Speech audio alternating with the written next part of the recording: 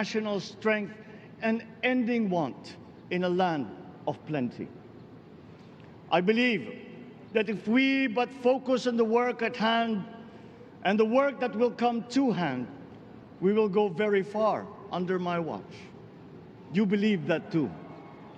At pinakinggan ko ang tinig ninyo na ang sinisigaw ay pagkakaisa, pagkakaisa, pagkakaisa. Pushing forward, not pulling each other back, out of fear, out of a misplaced sense of weakness. But we are the furthest from weak. The Filipino diaspora flourishes even in the most inhospitable climes, where they are valued for their quality. The changes we seek will benefit all and will shortchange no one. I was not the instrument of change. Societies come apart.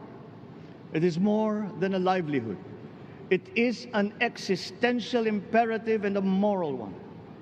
An agriculture damaged and diminished by unfair competition will have a harder time or will have no prospects at all of recovering.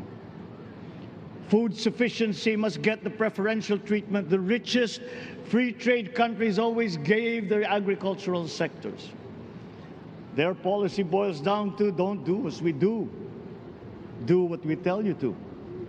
I am giving that policy the most serious thought if it doesn't change or make more allowances for emergencies with long-term effects. There is a parallel problem in our energy supply. Sufficient fossil fuel-free technology for whole economies has yet to be invented. And it is not seriously tried by rich countries. Again, consider the response of the richest countries to the war in Ukraine. But surely, a free world awash with oil can assure supplies. Or we will find a way. We are not far from oil and gas reserves that have already been developed. What we teach in our schools, the materials used must be rethought. I am not talking about history. I am talking about the basics, the sciences, sharpening theoretical aptitude and imparting vocational skills, such as in the German example, alongside the national language with equal emphasis and facility in a global language, which we had and lost. Let us give OFWs all the advantages we can for them to survive and to thrive. Our teachers from elementary up are heroes fighting ignorance with poor paper weapons. We are condemning the future of our race to menial occupations abroad. Then they are exploited by traffickers. Once we had an education system that prepared coming generations for more and better jobs. There is hope for a comeback.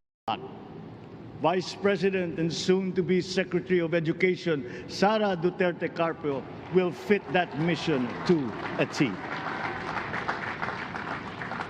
We won't be caught unprepared, under-equipped, and understaffed to fight the next pandemic.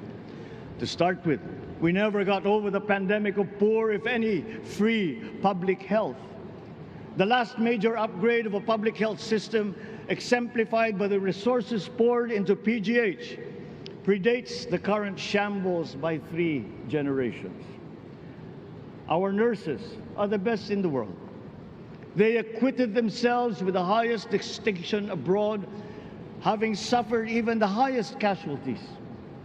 With the same exemplary dedication at home, they just got by. They are out there because we cannot pay them for the same risk and workload that we have back here. There will be changes starting tomorrow. I am confident because I have an OPLEC in my cabinet. There were shortcomings in the COVID response. We will fix them out in the open. No more secrets in public health. Remember, I speak from experience. I was among the first to get COVID. It was not a walk in the park. President Rodrigo Roa Duterte built more and better than all the administrations succeeding my father's. Much has been built, and so well, that the economic dogma of dispersing industry to develop the least likely places has been upturned. Development was brought to them. Investors are now setting up industries along the promising routes built. And yet, the potential of this country is not exhausted.